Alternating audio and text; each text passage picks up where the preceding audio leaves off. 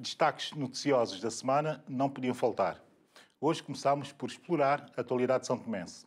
A primeira reportagem diz respeito a uma notícia ligada a uma empresa chinesa de construção civil que está a expandir-se em África e pretende instalar-se em São Tomé e Príncipe. Veja a reportagem. GHCB é uma empresa chinesa de construção civil que está a expandir-se em África. A empresa já atua em Angola e pretende agora instalar-se em São Tomé e Príncipe. Uma delegação da GHCB, que está no país para encetar contactos com as autoridades nacionais, reuniu-se com o Ministro das Infraestruturas, Recursos Naturais e Ambiente, Carlos Villanova. Tendo em conta o potencial que existe cá em São Tomé e Príncipe, a intenção de efetivamente se instalar cá em São Tomé e Príncipe. E quais são, digamos, as possíveis áreas de investimento e de intervenção que a GHCB pretende intervir em São Tomé e Príncipe? Bem, como muito bem disse, nós somos é uma empresa do Estado chinês. Nós vemos cá que é para tentar abraçar todo e qualquer projeto que o governo tiver em carteira. E, obviamente, todos aqueles projetos que o governo ter como prioridade, desde que esteja ao nosso alcance, que esteja ligado à área ao qual estamos vocacionados, nós estaremos capacitados que é para poder intervir e cooperar com o governo naquilo que for necessário. As áreas de intervenção ainda estão a ser ajustadas junto ao governo são-tomense. Entretanto, os contactos encontram-se num estado avançado. Os contactos com as autoridades governamentais de São Tomé já têm se desenrolado de um tempo a esta parte. Mas, diga-se em abono de verdade, há ideias, ainda nada está efetivamente concretizado. E é bem verdade que não podemos de forma alguma concretizar algo sem que a empresa esteja legalmente constituída cá em São Tomé. A razão pela qual que esses passos da legalização estão sendo feitos, já estamos passos muito bem avançados e estamos em crer que ela, dentro de alguns dias, menos dias, já estará devidamente implantada cá e aí, com aquilo que o Governo nos apresentar e com alguns projetos que temos vindo a identificar junto das autoridades governamentais, vamos, obviamente, atacar os projetos que tiverem em carteira. A empresa GHCB sublinhou ainda a boa vontade expressa pelas autoridades são-tomenses na concretização da sua vinda ao país e avançou para já que a instalação efetiva da empresa poderá acontecer dentro de aproximadamente 45 dias. Efetivamente, é mais um investidor estrangeiro a apostar em São Tomé e Príncipe. Esta notícia é uma notícia que por si só parece uma notícia normal e até banal, mas a verdade é que relativamente ao mesmo investidor, supõe-se que seja o mesmo, apareceram notícias em jornais ou na comunicação social, para ser mais exato, são tomense, a dar conta de uma série de coisas muito pouco certas relativamente à ação dessa empresa. Essas incertitudes relativamente ao investidor externo podem, de facto, obrigar a que o mesmo investidor se retraia, sobretudo quando são investidores com as características do inversor ou do investidor chinês, que se retraia e que deixe de fazer o seu investimento no país.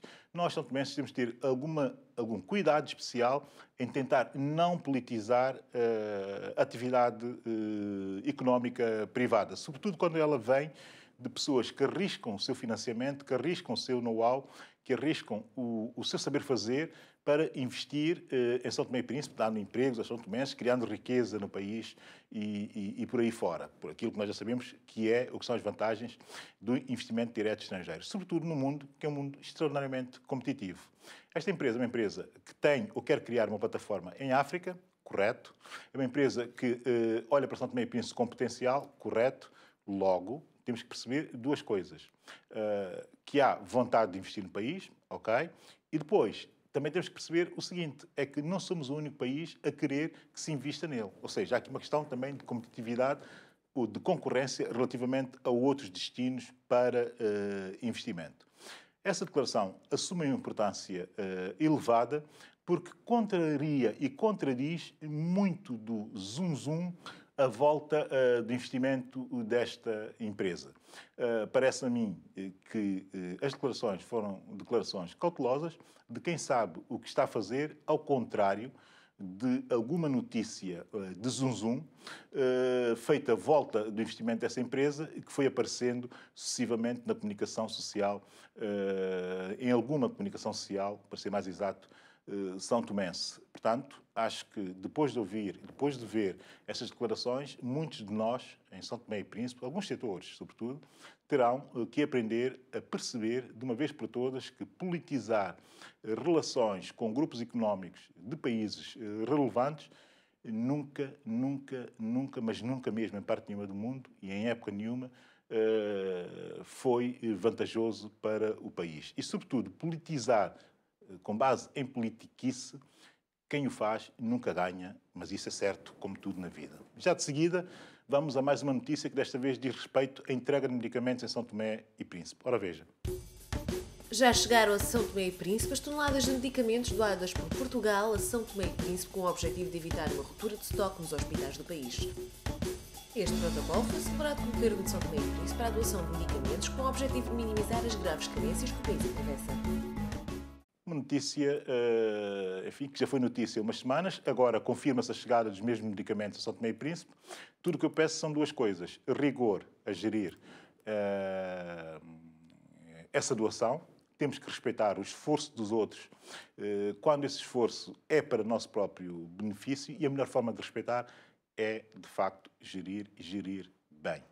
Segundo, peço, como é óbvio, a toda a estrutura do Sistema Nacional de Saúde de São Tomé, que está por fazer, mas que já existe, porque existem instituições no setor da saúde, peço o seguinte, que esses bens cheguem, de facto, aos necessitados. Portanto, boa gestão. Segundo, que aos necessitados cheguem esses bens. Não peço mais nada e só peço, enfim, porque tenho que o fazer. Peço não, agradeço aqueles que fizeram essa doação para um país que necessita efetivamente bastante de melhorar todo o seu sistema nacional de saúde. O Banco Mundial defendeu esta semana que a África deve usar a queda que a economia do continente vai sofrer como uma oportunidade para aprofundar as reformas estruturais, diversificando sobretudo o setor produtivo, com aposta em domínios como as manufaturas. É disso que a primeira notícia internacional nos fala. Fique atento. Segundo as projeções do Banco Mundial, a África subsaariana vai crescer este ano 4%, abrandando ligeiramente face aos 4,5% do ano passado. Segundo o relatório Africa Pulse, o fim do superciclo das matérias-primas oferece uma janela de oportunidades para avançar com a nova próxima onda de reformas estruturais e tornar o crescimento de África mais efetivo e reduzir a pobreza. O Africa Pulse é uma, digamos que uma edição económica do Banco Mundial e do FMI para a África. Eu acho que vai, se não me engano muito, na sua 11ª edição. Ou seja, tem duas edições anuais, uma no início da primavera e outra no início do inverno. Coincidem com as rondas negociais, e com as rondas de fiscalização também do FMI e do próprio Banco Mundial.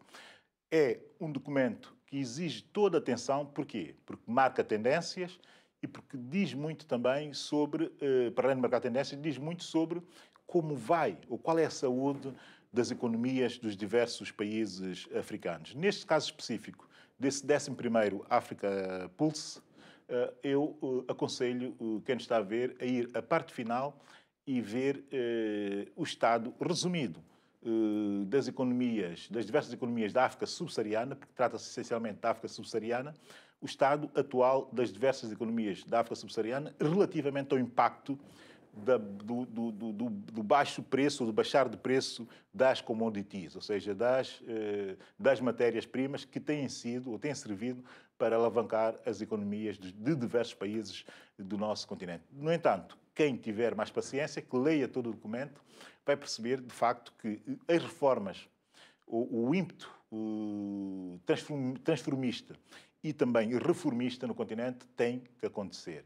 É óbvio que podemos dizer, isto vem de instituições do Bretton Woods, vem do FMI e do Banco Mundial, são instituições que nós sabemos com uma forte carga ideológica.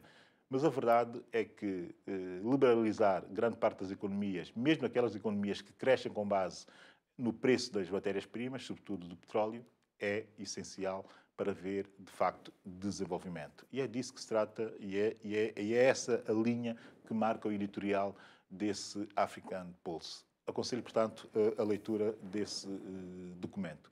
A última notícia de hoje diz respeito à onda de violência que se vive na África do Sul contra imigrantes. Bem, essa notícia eu comentarei logo de seguida. A onda de violência que se vive na África do Sul tem vindo a ficar cada vez mais forte. O governo do Malawi já está a retirar os seus cidadãos e o Quênia e outros países disponibilizaram ajuda para retirar os seus que se sintam ameaçados. Em Moçambique, perto da fronteira com a África do Sul, habitantes da zona bloquearam a estrada que liga os países como forma de protesto. Em 2008, Joanesburgo já tinha sido palco de violência contra imigrantes, tendo morrido mais de 60 pessoas. A África do Sul tem cerca de 50 milhões de habitantes, estimando-se que 5 milhões sejam estrangeiros oriundos principalmente de Somália, Etiópia, Zimbábue, Malawi, China e Paquistão. Este surto de violência de negros contra negros, não é uma questão racial, mas de africanos contra africanos na África do Sul, sobretudo afetando muito um dos países da África que fala português, Moçambique, afetaram muito os moçambicanos que residem, alguns deles, há anos, há décadas na África do Sul, é algo que me tem chocado. Eu caracterizei, por razões que eu não vou aprofundar aqui, mas caracterizei numa outra intervenção minha, e não tem problemas em dizer onde foi no debate africano da RDP África, caracterizei esse momento como um momento da perda da inocência de um certo africanismo e da ideia do pan-africanismo. Qualquer africano, qualquer pessoa que conheça a África, qualquer pessoa que conheça a cultura africana, entenderá porquê de eu fazer uma afirmação tão agressiva e se calhar tão violenta para alguns. Mas a verdade é a seguinte, é que a xenofobia que se vive na África do Sul relativamente a outros africanos é algo, do meu ponto de vista, é intolerável. Mas pior do que isso é ouvir as palavras do filho do presidente da própria África do Sul, do filho do presidente Jacob Zuma, dizer taxativamente que a imigração africana não é bem-vinda na África do Sul. Antes dele, e apoiando, como é óbvio, a ideia do rei dos Zulus, pasme-se, que foi quem despoletou toda essa situação ao declarar que os imigrantes africanos só traziam problemas para a África do Sul. Essa é a realidade que o africanismo tem que refletir sobre, é a realidade atual, não é a realidade da história. Não vamos buscar ou tentar encontrar justificações históricas para algo que temos que resolver hoje. Isto não é nenhuma história, isto é a atualidade e é relativamente a ela que nós temos que repensar conceitos que, sendo antigos, ainda são válidos hoje. Eu acredito piamente no africanismo, acredito no panafricanismo, mas acredito em qualquer um dos dois, colocando antes um pós. Ou seja, temos que deixar para trás a história e começar a olhar para o futuro de outra forma e a entender a solidariedade e a fraternidade africana também numa outra perspectiva. Por hoje é tudo. Já sabe que a STPTV todas as semanas traz a análise à atualidade. Conto consigo no próximo sábado, às 8 horas, como sempre. Já sabe, eu sou o Billy Neto e esta é a STPTV.